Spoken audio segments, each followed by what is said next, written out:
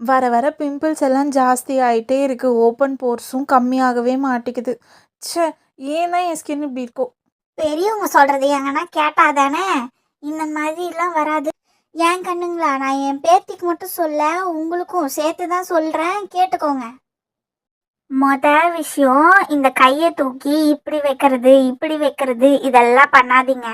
ஏன்னா உங்கள் கையில் இருக்க ஏகப்பட்ட கிருமி இருக்கும், அதெல்லாம் உங்கள் மூஞ்சில் தான் இருக்கும். அப்புறமா அப்போது பிம்பிள் வராமல் வேற என்ன வரும்?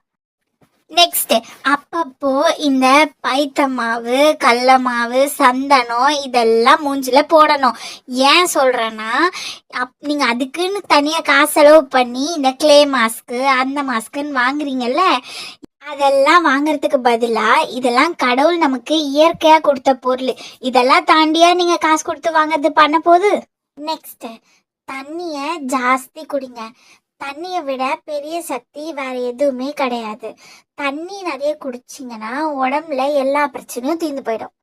அடுத்து, கண்டதை வெளியே தின்னாம வீட்டில் செய்கிற சுத்தமான சாப்பாடை சாப்பிட்டாலே போதும்.